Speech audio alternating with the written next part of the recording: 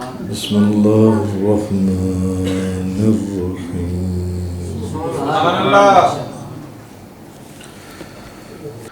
إن المسلمين والمسلمات والمؤمنين والمؤمنات والقانتين والقانت والصادقين والصادقات والصابرين والصابرات والخاشعين والخاشعات والمتصدقين والمتصدقات والصائمين والصائمات والحافظين فروجهم والحافظات والذاكرين الله كثيرا والذاكرات أعد الله لهم مغفرة وأجرا عظيما.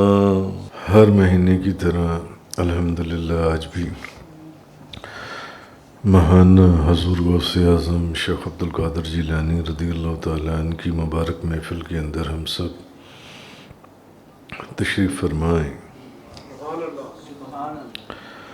اور حضور غوث اعظم کی فیض مبارک سے ہمیشہ نبی کریم صلی اللہ علیہ وسلم کی رحمت کا صدقہ ہمیشہ قرآن حدیث اور تصوف کے دائرے میں اللہ تعالیٰ جو توفیق دیتا ہے وہ میں عرض کرنے کی کوشش کرتا ہوں. آج میں آپ کو ایک واقعہ سنانا چاہتا ہوں جس کے ضمن میں یہ آج کا جو ٹاپک ہے. آج سے کچھ عرصہ پہلے، چند سال پہلے، یا آپ یہ کہہ لیں کہ 10 سال پہلے، کیونکہ یہ 2020 ہے، 10 سال پہلے تو ہمارا بغداد شریف جانا ہوا. بغداد شریف سے ہم لوگ سری لنکا چلے گئے. وہاں کولمبو کینڈی وغیرہ سے ہوتے ہوئے ہم لوگ مالدیو چلے گئے. تو مالدیو کے اندر میری ایک بزرگ سے ملاقات ہوئی. آپ میں سے جن لوگوں نے میری وہ کتاب پڑھی ہے رجال الغیب کی دنیا، کس کس نے پڑھی ہے وہ کتاب؟ آپ میں سے بے شمار لوگوں نے پڑھی ہے رجال الغیب کی دنیا. اس کے اندر میں نے ان بزرگوں کا واقعہ لکھا ہے. میں نے ان کو رجال الغیب کے اندر ان کا ذکر بیان کیا ہے. رجال الغیب کون لوگ ہیں اس کا میں پہلے بھی آپ کے سامنے بے شمار مرتبہ ذکر کر چکا. رجال الغیب ایک روحانیت کی دنیا کے اندر ایک بالکل سیپریٹ ڈپارٹمنٹ ہے. فار ایگزامپل آپ کی آرمی ہے، ملٹری ہے، اس میں بھی مختلف ڈپارٹمنٹ ہوتی ہیں. ایک ظاہر ہوتا ہے، کچھ ڈپارٹمنٹ چھپے بھی ہوتی ہیں. کچھ لوگ اپنی یونیفارم میں ہوتے ہیں، کچھ لوگ سادہ کپڑوں میں ہوتے ہیں. پولیس میں بھی ایسی ڈپارٹمنٹ ہوتی ہیں. اسی طرح اولیاء کرام کے اندر بھی یہ رجال الغیب جو ہیں یہ ایک بڑی عجیب و غریب دنیا ہے. ان کے جو سردار ہیں وہ حضرت خضر علیہ السلام ہیں. ان کو ان کا نقیب کہا جاتا ہے. اور حضرت خضر علیہ السلام جو ہیں یہ رجال الغیب کے سردار ہیں. اور ویسے ان سبھی کے جو سلطان ہیں وہ حضور غوث اعظم شیخ عبدالقادر جیلانی. میری ان سے وہاں مالدیو کے اندر ملاقات ہوئی. تو کچھ ایسے حیرت انگیز محیر العقول واقعات وہاں پر ان کے وجود سے ظاہر ہوئے جس کا ذکر میں نے اس کتاب کے اندر کیا ہے۔ ان واقعات کا تو مقصد یہاں نہیں ہے بیان کرنا، وہ جس نے کتاب پڑھی ہے اس نے پڑھ لی ہے، اور جس نے نہیں پڑھی وہ پڑھ سکتا ہے اس کتاب کو لے اور اس کو پڑھے۔ وہ جو اس کے اندر واقعات جن کا میں نے ذکر کیا ہے، اگر آپ دیکھنا چاہیں، میں نے اس کتاب کے اندر بے شمار رجال الغیب کا ذکر کیا ہے، بے شمار رجال الغیب کا۔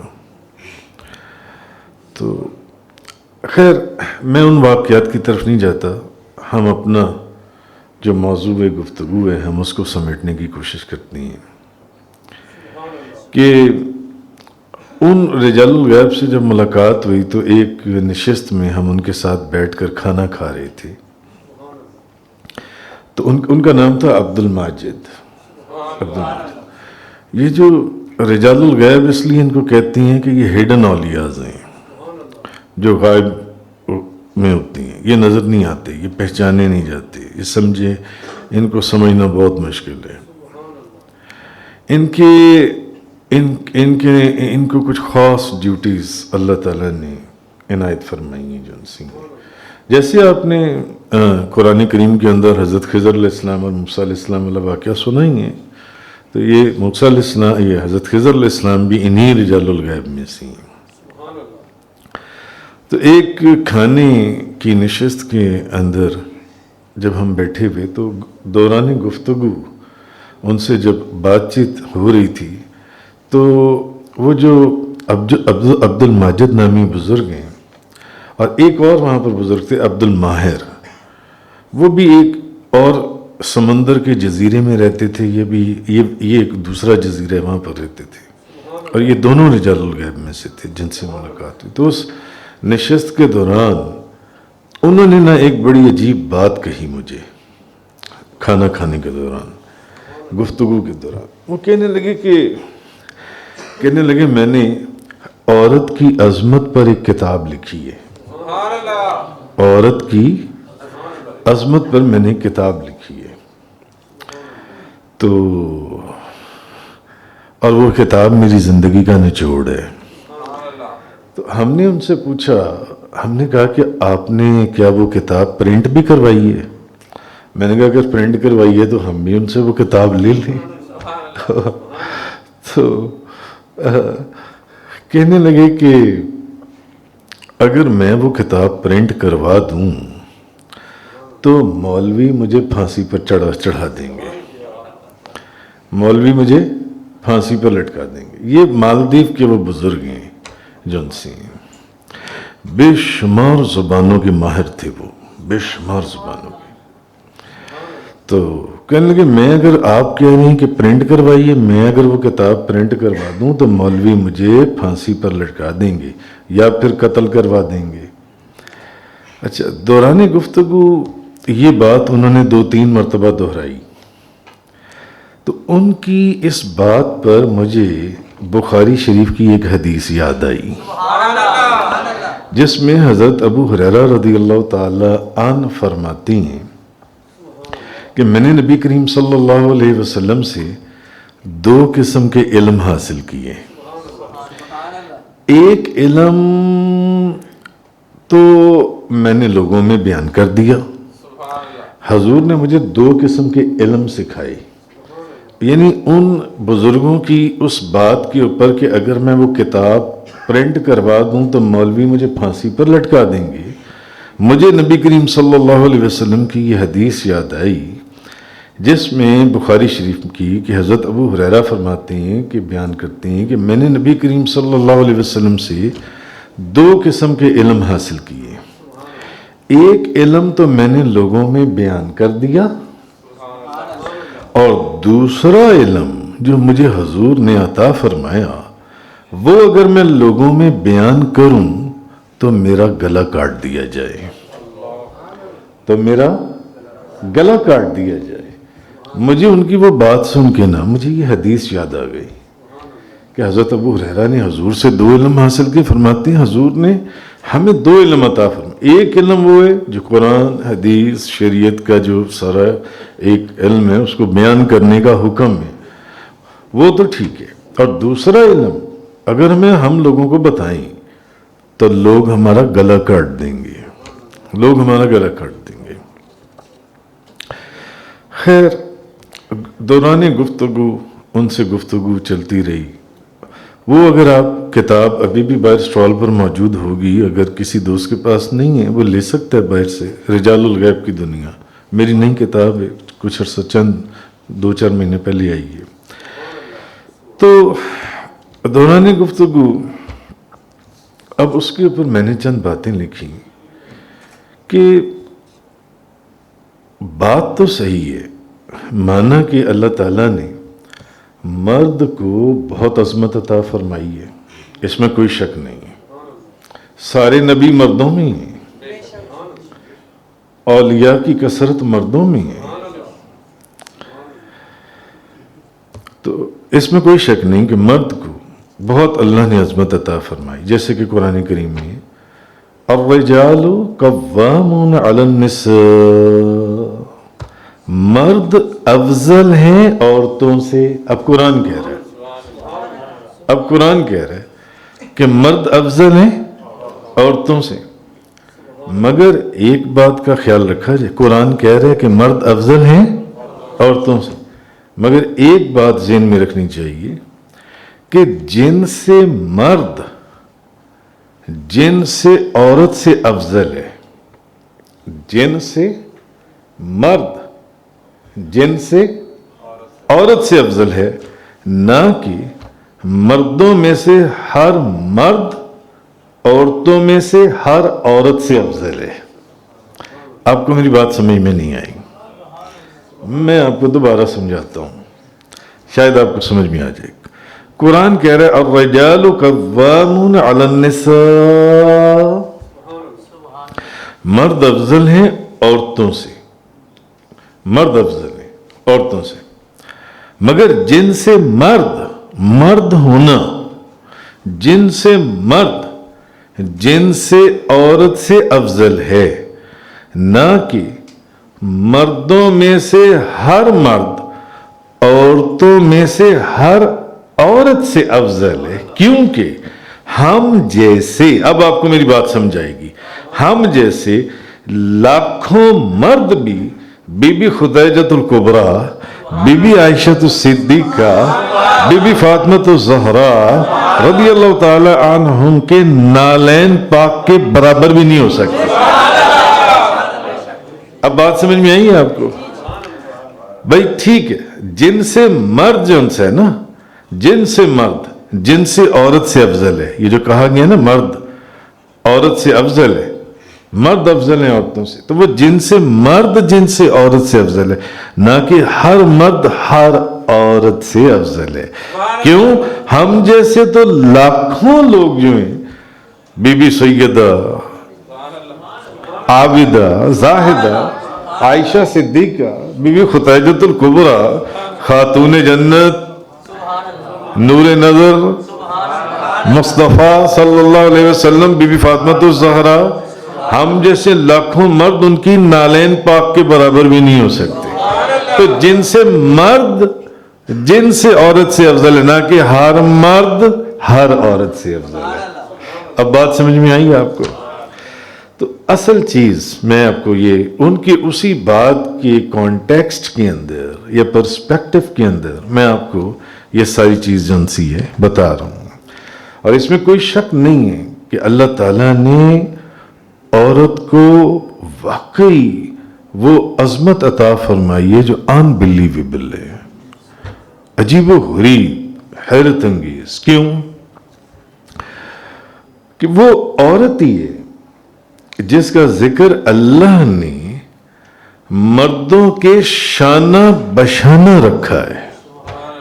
عورت کا ذکر بلکہ مغفرت اور اجر عظیم میں عورتوں کو مردوں کے ساتھ برابری کا درجہ بھی دیا. مغفرت میں اور اجر عظیم میں عورتوں کو مردوں کے ساتھ اللہ نے برابری کا درجہ دیے، جیسے کہ میں نے آپ کے سامنے ابھی جو آیہ کریمہ پڑھی تھی، ان المسلمین والمسلمات والمؤمنین والمؤمنات والقانتین والقانتات والصادقین والصادقات والصابرین والصابرات والخاشعین والخاشعات والمتصدقین والمتصدقات والصائمین والصائمات والحافظین فروجهم والحافظات والذاکرین اللہ کثیرا والذاکرات اعد اللہ لهم مغفرۃ واجرا عظیما۔ بے شک مسلمان مرد اور مسلمان عورتیں، ایمان والے اور ایمان والیاں، فرما بردار اور فرما برداری، یہ اعلیٰ حضرت فرما رہی، ہاں بے شک مسلمان مرد اور مسلم عورت کا ساتھ ساتھ مرد کے ذکر کیا اللہ نے، بے شک مسلمان مرد اور مسلمان عورتیں اور ایمان والے اور ایمان والیاں اور فرما بردار اور فرما برداری اور سچے اور سچیاں اور صبر والے اور صبر والیاں اور عاجزی کرنے والے اور عاجزی کرنے والیاں اور خیرات کرنے والے اور خیرات کرنے والیاں اور روزے والے اور روزے والیاں اور اپنی پارسائی نگاہ رکھنے والے اور نگاہ رکھنے والیاں اور اللہ کو بہت یاد کرنے والے اور اللہ کو بہت یاد کرنے والیاں، ان سب کے لیے اس نے بخشش اور بڑا ثواب تیار کر رکھا ہے، ان سب کے لیے بڑی بخشش اور بڑا ثواب تیار کر رکھا ہے۔ اس چیز کو یعنی وہ عورت ہی ہے جس کا ذکر اللہ نے مردوں کے شانہ بشانہ رکھا، بلکہ مغفرت اور اجر عظیم میں عورتوں کو مردوں کے ساتھ برابری کا درجہ بھی دے دیا۔ اور وہ عورت ہی تھی، وہ بھی عورت ہی تھی، بی بی مریم، جس کے نام اور شخصیت پر نہ صرف قرآن کی پوری ایک سورت نازل ہوئی، سورہ مریم پوری کی پوری ایک سورت نازل ہوئی، بلکہ جس میں خدا نے اپنی روح بھی پھونک دی، وہ عورت ہی تھی جس میں خدا نے فَنَفَخْنَا فِيهِ مِن رُوحِنَا، وہ عورت ہی تھی بی بی مریم جس کے نام کے اوپر اللہ تعالیٰ نے قرآن کی پوری ایک سورت نازل فرمائی، بلکہ جس میں خدا نے اپنی روح بھی پھونکی۔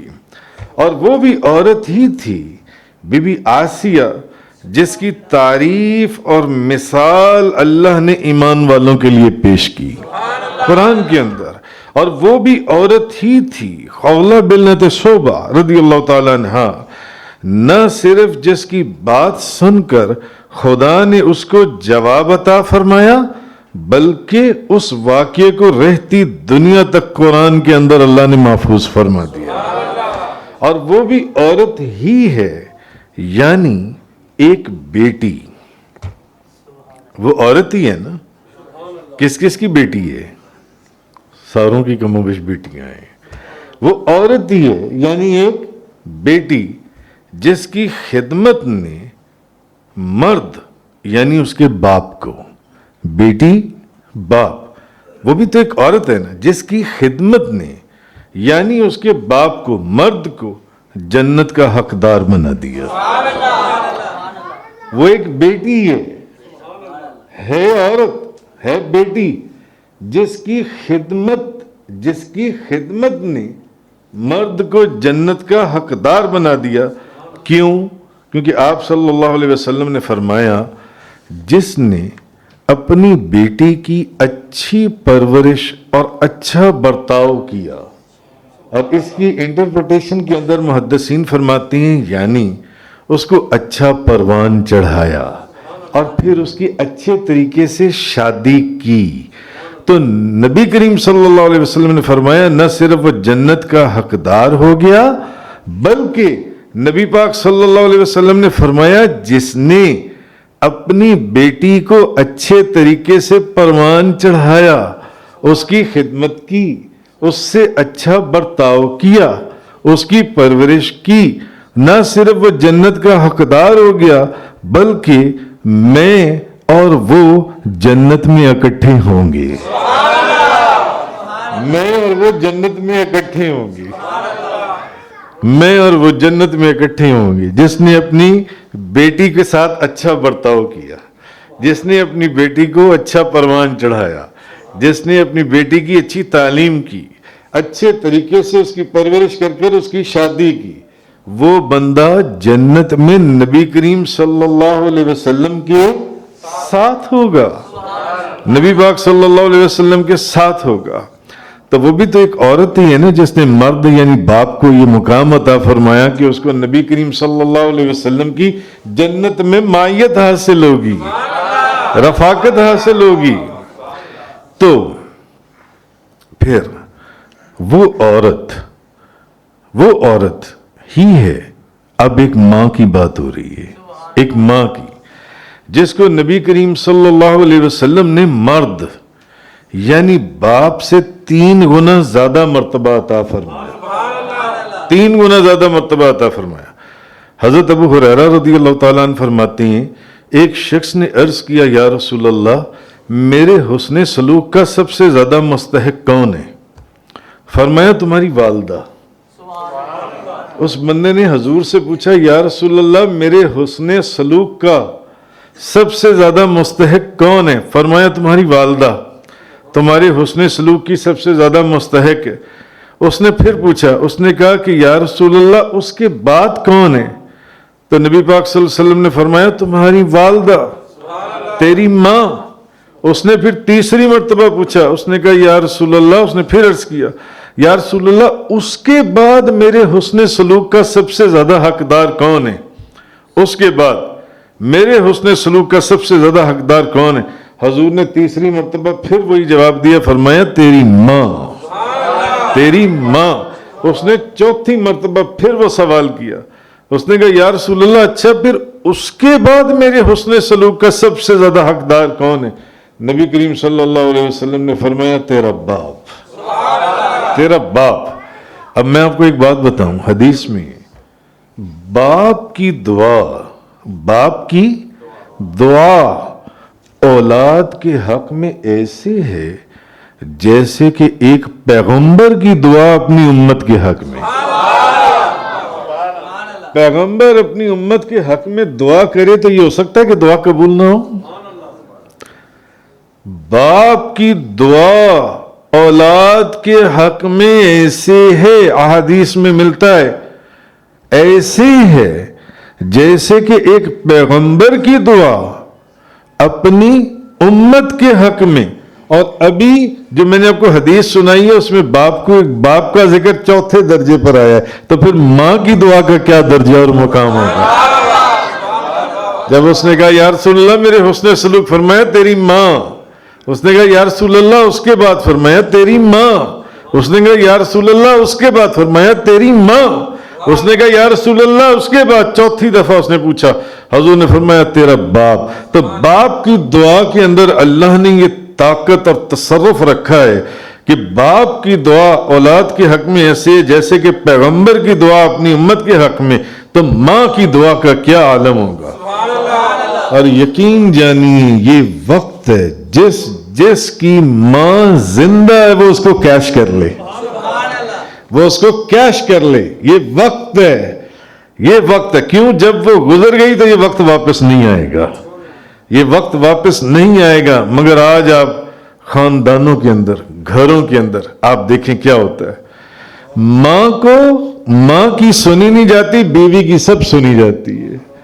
بیوی جو کہہ دے وہ ٹھیک ہے، ماں جو کہہ دے وہ غلط ہے۔ بیوی نے تجھے جنت میں پہنچانا ہے، ماں کی خدمت۔ حدیث میں کیا ہے؟ ماں کے پاؤں میں جنت، ماں کے پاؤں میں جنت۔ یہ وقت ہے، मां की खिदमत जौन सी है। तो कहने का मकसद वो भी एक औरत है, वो भी एक औरत जिसको नबी करीम सल्लल्लाहु अलैहि वसल्लम ने बाप से कितनी गुना ज्यादा ऊपर दर्जा अता फरमाया। अच्छा, और वो औरत एक मां ही है जिसके पांव में जन्नत को रखा गया, जिसके पांव में जन्नत को रखा गया, बल्कि जिसका चेहरा एक मर्तबा देखने का इनाम, एक मर्तबा देखने का इनाम एक मकबूल हज करार पाया, एक मकबूल हज करार पाया। आज आप हज करने जाती हैं, लाखों रुपया खर्च करती हैं, मुख्तलिफ पैकेजेस हैं। मैं 6 लाख रुपए वाले पैकेज में गया, मैं 10 लाख रुपए वाले पैकेज में गया, मैं 15 लाख रुपए, अब तो 25-25 लाख रुपए वाला पैकेज भी है। मैं उस पैकेज के अंदर गया, चलो सारों से सस्ता निकाल लो, 4-5 लाख रुपए वाले पैकेज में आप चले गए हज करने के लिए, और फिर 5-10 लाख रुपया भी खर्च किया, फिर मेहनत भी पूरी की, दौड़े भागे, हर तरह की मेहनत गर्मी में, और कोई खुशबू नहीं, कोई साबुन नहीं, कोई ऐसी वैसी चीज नहीं, बस अल्लाह की बारगाह में, कभी मुज़दलिफा में, कभी मिना में, कभी अरफात में। क्या आपको यकीन है कि आपका हज कबूल हो गया? हज कबूल हो गया? नहीं। वो एक बुजुर्ग थे ना, गालिबन इब्राहिम बिन अदम या जुन्नुन मिस्री, उन्होंने ख्वाब देखा बैतुल्लाह शरीफ के अंदर। उन्होंने देखा कि इस हज के दौरान इस मर्तबा 6 लाख लोगों ने हज किया। एक फरिश्ता दूसरे फरिश्ते को कह रहा है कि 6 लाख लोगों ने हज किया, मगर वो कहता है हाँ मुझे पता है, मगर तुझे पता है कि हाजी एक का किसी एक का भी कबूल नहीं हुआ। वो कहता है हाँ मुझे पता है किसी एक का कबूल नहीं हुआ। 6 लाख लोगों ने हज किया, एक बंदे का हज कबूल नहीं हुआ, मगर एक बंदा फुला फुला मुल्क के फुला शहर के अंदर रहता है, गालिबन बुखारा के अंदर, मेरे ज़हन में भी वाक़या वहां रहता है। उस बंदे ने हज नहीं किया, मगर उस बंदे की बरकत से खुदा ने ये जो 6 लाख जिनका हज कबूल नहीं हुआ, खुदा ने उसकी वजह से इन 6 लाख का हज कबूल कर लिया। अब वो बुजुर्ग जाते हैं उसकी जियारत के लिए।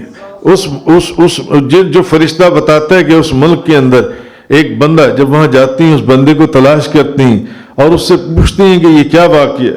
वो कहता है कि असल में मैंने सारी जिंदगी, वो एक मजदूर या मोची होता है, सारी जिंदगी पैसे इकट्ठे करता है हज करने के लिए।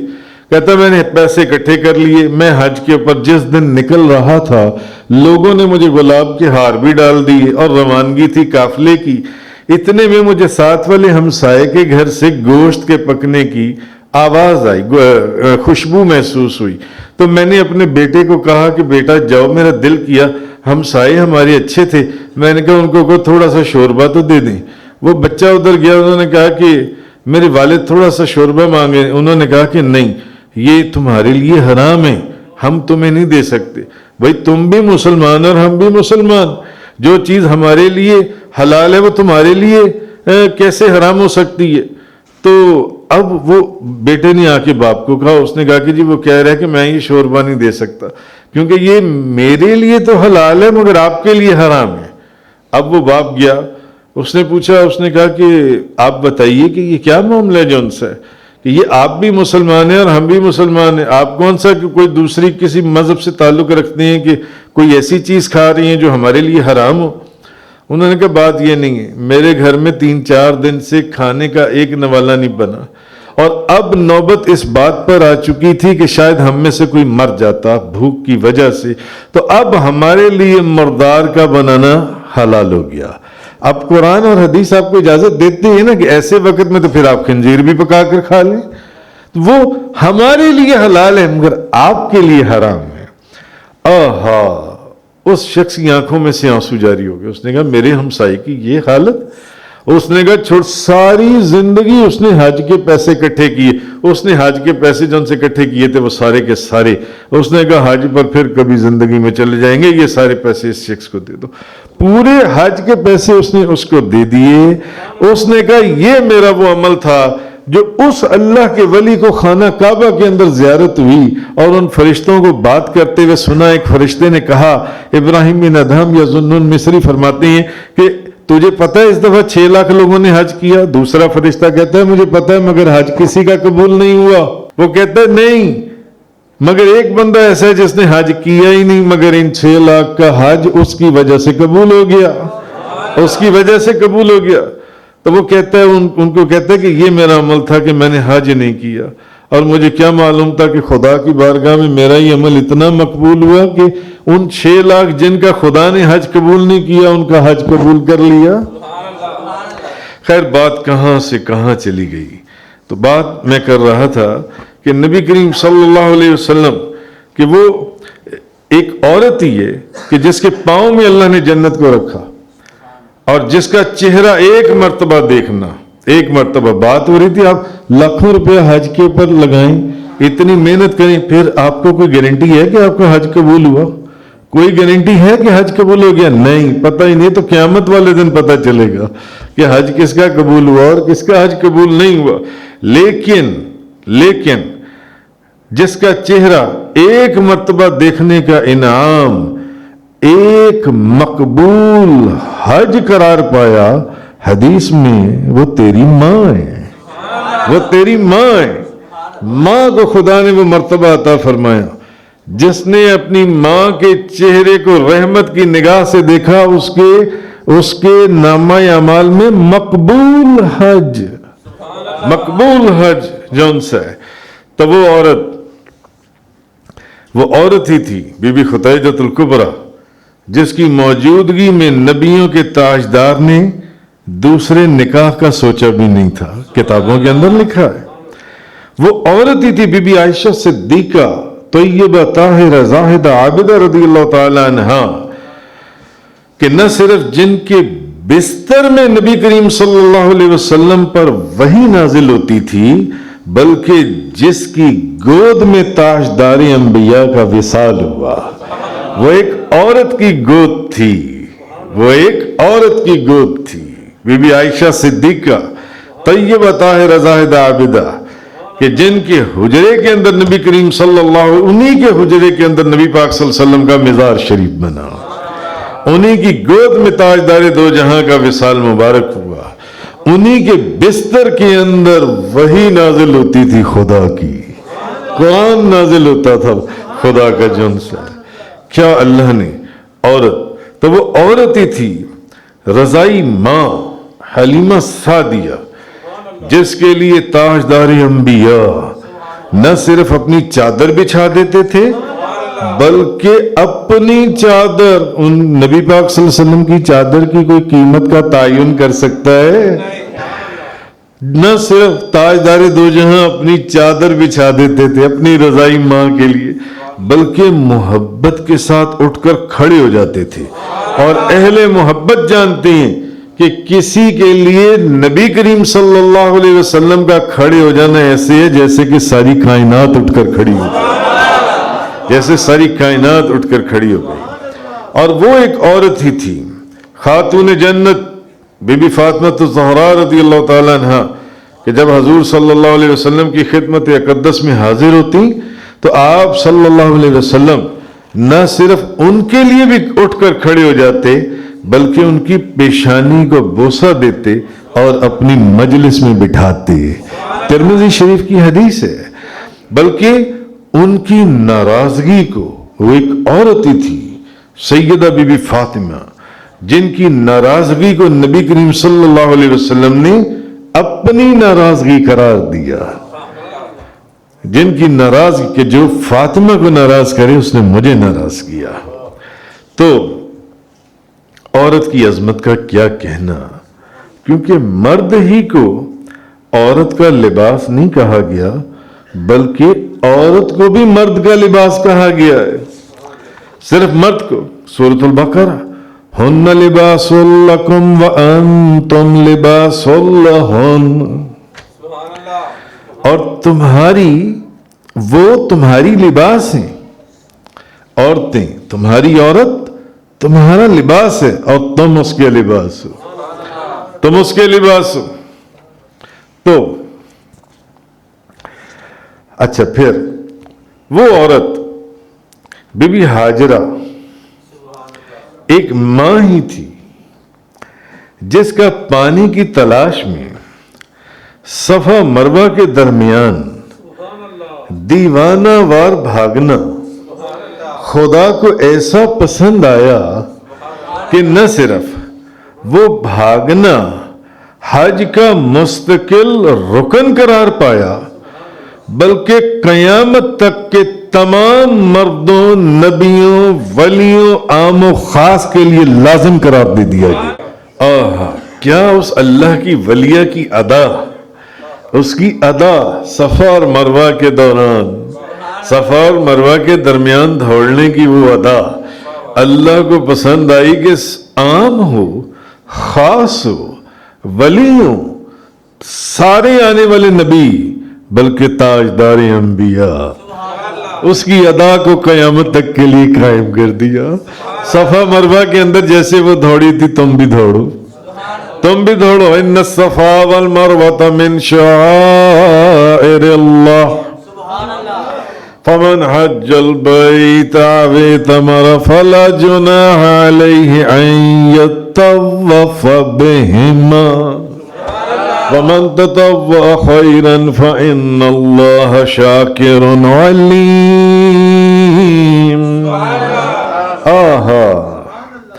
وہ عورت ہی تھی بی بی مریم جس کے پاس کھڑے ہو کر ایک نبی زکریا علیہ السلام نے اولاد کی دعا کی۔ وہ عورت ہی تھی ایک ولیہ جس کے پاس زکریا علیہ السلام نے اولاد کی دعا کی، جس کو اللہ نے انہی قدموں پر قبول فرما لیا، انہی قدموں پر۔ سورہ آل عمران کے اندر جیسے وہ ایک عورت، خیر عورت کو یہ اللہ نے بڑا مقام عطا فرمایا، بڑا مقام عطا فرمایا۔ لہذا وہ بھی تو ایک عورت ہی تھی جس کے سچ بولنے کی نصیحت نے، جس کے سچ بولنے کی نصیحت نے عبد القادر کو عبد القادر سے محبوب سبحانی،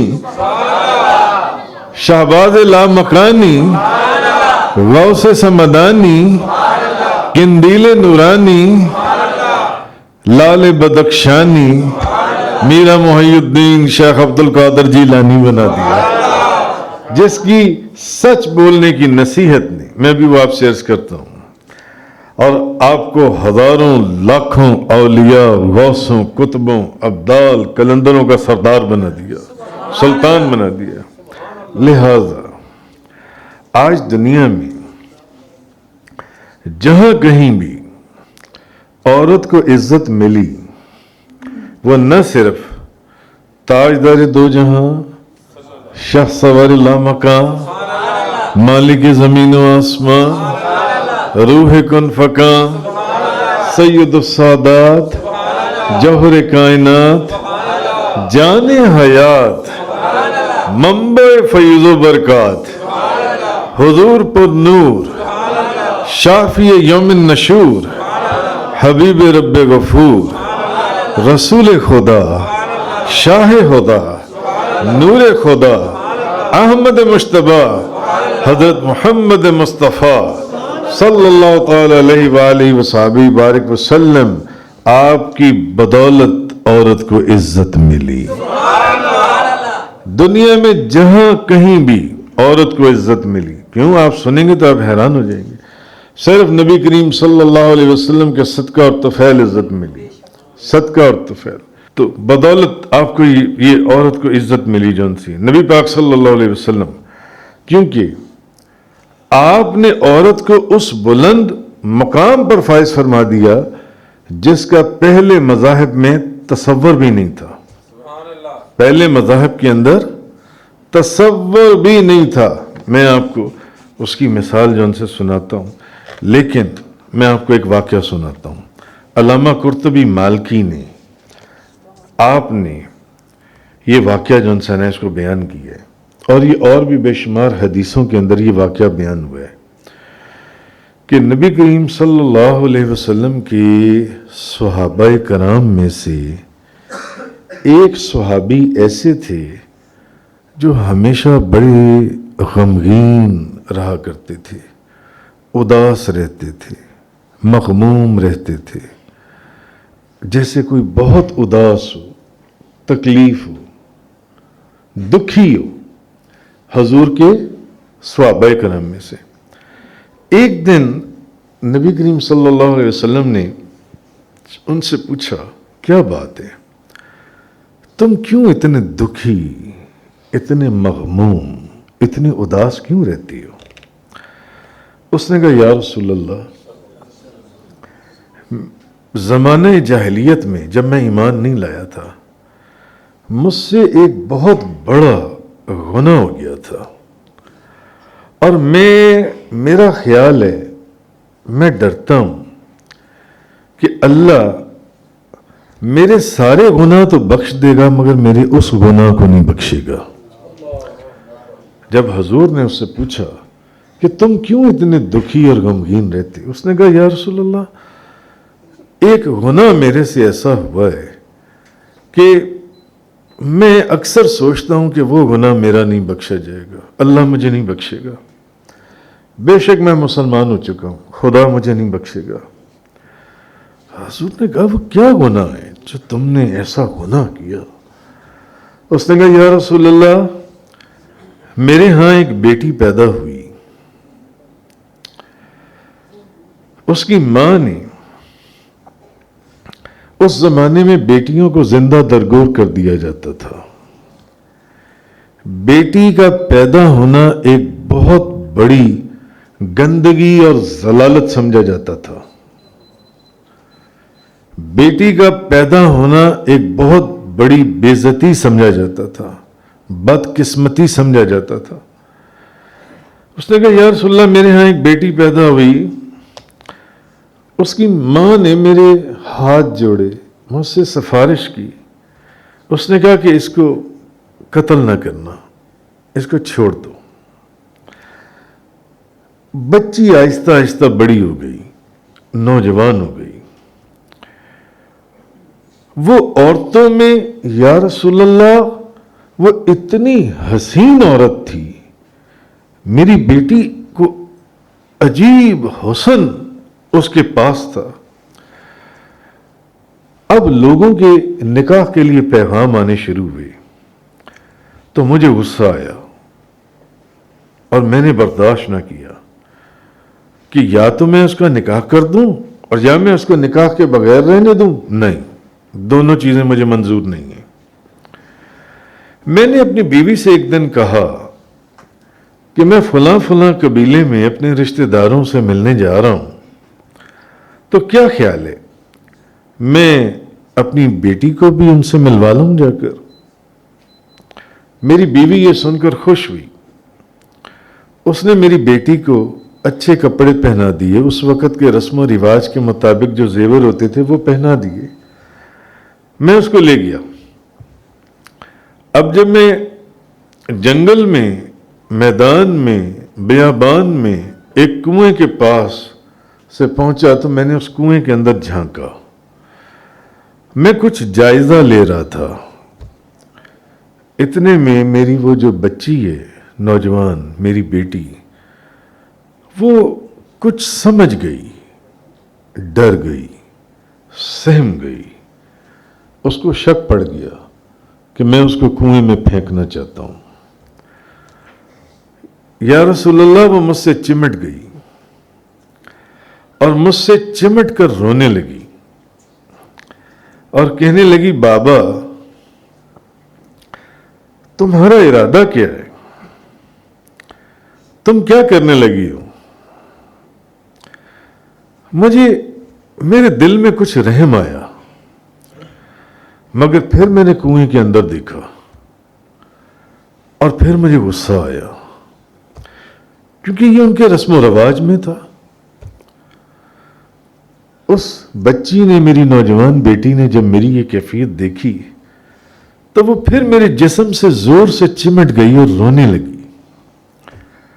اس نے کہا، بابا، وہ سمجھ گئی کہ میں کیا کرنے لگا ہوں۔ اس نے کہا، بابا، میری ماں کی امانت کو ضائع نہ کرو،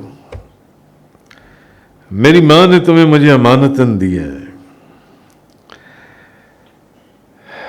میں نے پھر کنویں میں دیکھا, پھر مجھے رحم آیا, مگر یا رسول اللہ پھر مجھ پر شیطان غالب آ گیا. میں نے اس کو پکڑا اور میں نے اس کو الٹا کنویں میں ٹانگ دیا, ڈال دیا, اور مجھے اس کی آخری آوازیں آ رہی تھیں کہ اے میرے بابا, تو نے مجھے مار ڈالا. میں اس کنویں کے اوپر اس وقت تک کھڑا رہا جب تک کہ وہ مر نہ گئی اور اس کی آواز بند نہ ہو گئی, اور میں نے اس کو اوپر سے نیچے پھینک دیا اور پھر میں واپس آ گیا. اب جب وہ یہ واقعہ نبی کریم صلی اللہ علیہ وسلم کو سنا رہا تھا تو اس وقت کی کیفیت جو احادیث میں آتی ہے, تمام صحابہ کرام رو رہی تھی, اور خود تاجدار انبیاء نبی کریم صلی اللہ علیہ وسلم زارو کتار رو رہے تھے, زارو کتار رو رہے تھے. آپ نے فرمایا اگر میں کسی کو زمانہ جاہلیت کے فعل پر سزا دیتا تو میں تجھے دیتا, میں تجھے دیتا. اگر زمانہ جاہلیت کے فعل کے اوپر میں کسی کو سزا دیتا. اور نبی کریم صلی اللہ علیہ وسلم کے دور میں ایک بندہ تھا, احادیث اور روایات کے اندر موجود ہے, اس نے ایک ایک کر کے اپنی 13 بیٹیوں کو اس نے زندہ زمین میں دفن کیا. پہلے ایک بیٹی کو, پھر دوسری بیٹی کو, پھر تیسری بیٹی کو, پھر چوتھی بیٹی کو. 13 بیٹیاں, کیونکہ وہ بیٹی کا ہونا ایک عیب سمجھتے تھے, ایک گندگی اور غلاظت سمجھتے تھے. جب یہ واقعہ اس صحابی رسول نے نبی کریم صلی اللہ علیہ وسلم کی بارگاہ میں عرض کیا, تمام صحابہ کرام رو رہے تھے اور خود نبی کریم صلی اللہ علیہ وسلم زارو کتار رو رہے تھے, آنکھوں سے آنسو بہہ رہے تھے. حضور نے فرمایا زمانہ جاہلیت کی جو چیزیں تھیں ان کو معاف کر دیا گیا, مگر اگر مجھے اس کے اوپر سزا دینے کا حکم ہوتا میں تجھے سزا دیتا, تجھے سزا دیتا. تو کہنے کا مقصد یہ کہ یہ کون سی شمع تھی جو روشن ہوئی تو اس نے اس اندھیرے کو ختم کر دیا. آہا. لہذا یہ جو میں بات کہہ رہا ہوں کہ آج دنیا میں جہاں کہیں بھی عورت کو عزت ملی, وہ نہ صرف آپ صلی اللہ علیہ وسلم کی بدولت ملی, بلکہ آپ صلی اللہ علیہ وسلم نے عورت کو اس بلند مقام پر فائز فرما دیا جس کا پہلے جو مذاہب تھے ان کے اندر تصور بھی نہیں تھا. وگرنہ دوسری جو قومیں تھیں انہوں نے تو عورت کو جن سے انسانی سے ہی خارج کر دیا تھا. وہ کہتے تھے, دوسری قوموں کے لوگ وہ کہتے تھے کہ عورت انسان نہیں ہے, یہ جانور ہے یا کوئی گندی اور غلیظ چیز ہے. یونانیوں نے عورت کو سانپ سے بھی زیادہ خطرناک لکھا ہے. یونانی کہ یہ سانپ کو دیکھو تو آپ کیا کرتی ہو, پتھر روڑے ڈنڈے مارتی ہے اس کو. وہ کہتے ہیں کہ نہیں, سانپ اتنا خطرناک نہیں جتنی عورت کو انہوں نے جو لکھا ہے. سقراط نے کہا کہ دنیا میں عورت سے بڑھ کر کوئی فتنہ اور فساد ہی نہیں ہے. کسی نے کہا عورت شر کی بیٹی اور امن اور سلامتی کی دشمن ہے. روم کے اندر معمولی سی غلطی پر حکم یہ تھا کہ اگر وہ معمولی سے معمولی غلطی بھی اگر کسی عورت سے سرزد ہو تو اس کو فوراً ذبح کر دو, اس عورت کو فوراً ذبح کر دو. اور رومن کیتھولک جن سے ان کے نزدیک عورت جو ہے وہ کلام مقدس کو ہاتھ نہیں لگا سکتی تھی، بائبل کو ہاتھ نہیں لگانا، اس کو کسی چرچ یا کیتھیڈرل میں جا کر عبادت کرنے کی اجازت نہیں تھی. اور دور جاہلیت میں عورت جائیداد کی مانند ورثہ میں تقسیم ہوتی تھی، اور بچی کی پیدائش پر چہرہ سیاہ پڑ جاتا تھا، اور جیسا میں نے آپ کو کہا زندہ درگور کر دیا جاتا تھا. ہندوؤں کے اندر آپ کے سامنے عورت کو خامد کے مرنے پر اس کے ساتھ مرنا پڑتا تھا. یہ مذاہب کی شکلیں ہیں جو آپ دیکھ رہے ہیں. بلکہ بعض قبائل ایسے تھے کہ باپ کے مرنے پر جو بیٹا دوڑ کر ماں کے سر پر کپڑا ڈال دیتا وہ اس کی لونڈی اور خادمہ یا ملکیت قرار پاتی. اور لونڈی سے کیا کیا کام لیے جاتے. یہ کون سا مذہب ہے؟ یہ کون سی شمع ہے جو جب روشن ہوئی تو اس نے عورت کو وہ عظمت عطا فرمائی جس کا ذکر میں نے بے شمار آیات اور احادیث کی روشنی میں آپ کے سامنے بیان کیا. کہاں بہن، کہاں بیٹی، کہاں ماں کے جو درجے نبی کریم صلی اللہ علیہ وسلم نے بیان فرمائے، کسی مذہب کے اندر اس کی کوئی ایک رتی برابر بھی کوئی شکل ملتی ہے؟ حضور نے آ کر بتایا عورت کا مقام کیا ہے، عورت کا مرتبہ کیا ہے، عورت کی عزت کیا ہے، عورت کی پاکیزگی کیا ہے. حضور نے بتایا. مگر سوچتا ہوں کہ عورت کی عظمت پر اوپر جو کچھ میں نے بیان کیا یہ سب کچھ قرآن اور حدیث سے منسوب ہے. یہ سب کچھ قرآن اور حدیث سے منسوب ہے. تو پھر عبد الماجد نامی جس بزرگ کا میں ذکر کر رہا ہوں، جن سے مالدیپ میں میری ملاقات ہوئی، جنہوں نے یہ کہا کہ اگر وہ جو میں نے کتاب لکھی ہے عورت کی عظمت پر، اگر میں وہ پرنٹ کروا دوں تو مولوی مجھے پھانسی پر لٹکا دیں گے. اب یہ بات سمجھ سے بالا تر تھی میرے اس نشست کے اندر، کیونکہ یہ کیسے ممکن تھا کہ کوئی کسی کو ایسی بات پر پھانسی پر چڑھا دے جس کا ثبوت قرآن اور حدیث میں موجود ہے. یہ جو بے شمار آیات اور احادیث میں نے بیان کی. تو یقیناً عورت کی عظمت پر ان کو اللہ کی طرف سے کوئی ایسی معرفت حاصل تھی جہاں علم والوں کو رسائی نہیں تھی، رسائی نہ تھی، جس کی بنا پر انہوں نے فرمایا اگر میں کتاب چھپوا دوں تو لوگ مجھے پھانسی پر چڑھا دیں گے. مگر پھر جب اسی حدیث پر غور کرتا تو مجھے ان کی بات میں حقیقت دکھائی دیتی. جب اسی حدیث پر کہ حضرت ابو ہریرہ نے کیا فرمایا کہ میں نے نبی پاک صلی اللہ علیہ وسلم سے 2 قسم کے علم حاصل کیے. ایک علم میں نے لوگوں کے اندر بیان کر دیا، دوسرا علم اگر میں لوگوں کے اندر بیان کر دوں تو لوگ میرا گلا کاٹ دیں گے.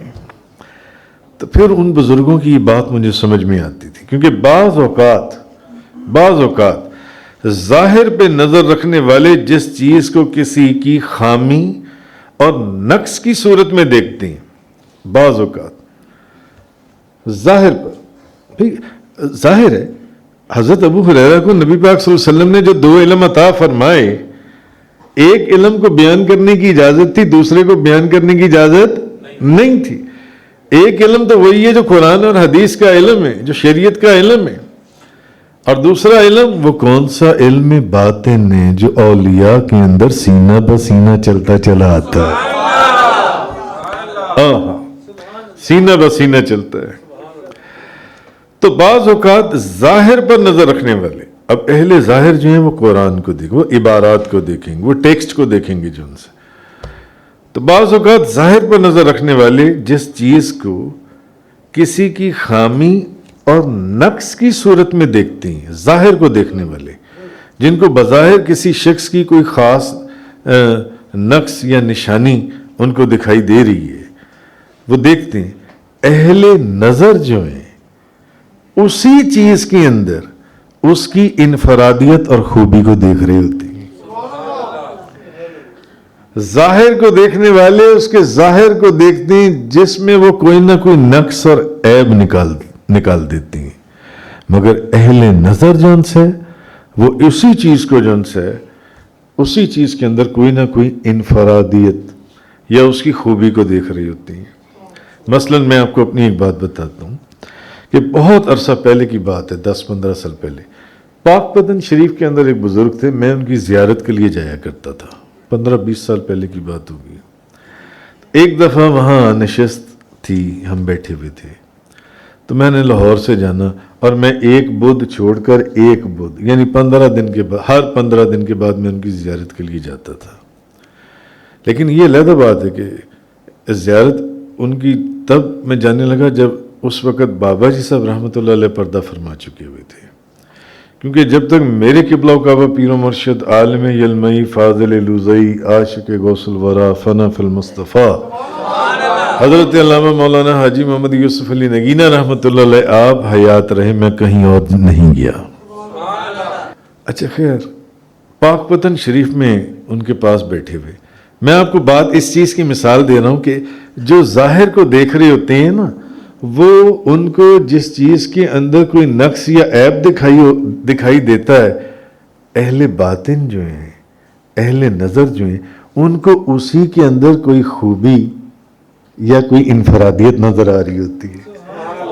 تو میں وہاں بیٹھا ہوا پاک پتن شریف ان بزرگوں کے پاس، تو فرمانے لگے ایک مرتبہ نا ایک مولوی صاحب میرے سے بحث کرنے لگے، ایک مولوی آ گیا اور میرے سے بحث کرنے لگا۔ وہ ایک فقیر تھے، خیر پھر کبھی ان کی تفصیل بتائیں گے۔ تو اب وہ مولوی جو ہے نا فرمانے لگے میرے سے نا، اب میں ان کی گفتگو سن رہا ہوں، وہ مولوی صاحب کہنے لگے مرد عورت سے اس لیے بھی افضل ہے، اور مرد اور عورت کی فضیلت کے اوپر کہنے لگے حضرت مرد عورت سے اس لیے بھی افضل ہے کہ عورت تو مہینے میں ہفتے 10 دن کے لیے ناپاک ہو جاتی ہے اور بیچاری نماز بھی نہیں پڑھ سکتی، جبکہ مرد کا تو ایسا کوئی معاملہ نہیں ہے۔ وہ مولوی صاحب کہنے لگے، وہ مولوی صاحب آئے، کسی مسجد کے خطیب تھے، تو میرے ساتھ بحث کرنے لگے، کہنے لگے کہ دیکھیں مرد عورت سے اس لیے افضل ہے کہ عورت تو مہینے میں 8-10 دن کے لیے ناپاک ہو جاتی ہے اور اس دوران نماز بھی نہیں پڑھ سکتی، جبکہ مرد کے ساتھ تو ایسا کوئی معاملہ نہیں ہے۔ فرماتے ہیں میں نے نا ان مولوی صاحب سے کہا، میں نے کہا مولوی صاحب یہ عورت ہی ہے جس کو ہر مہینے نماز پڑھے بغیر کئی دن گزارنے کی اجازت ہے۔ یہ عورت ہی ہے جس کو نماز پڑھے بغیر مہینے میں کئی دن گزارنے کی اجازت ہے، اور وہ ان نمازوں کو لوٹانے کی بھی پابند نہیں ہے کہ وہ جو نمازیں رہ گئی وہ میں نے دوبارہ پڑھنی ہے۔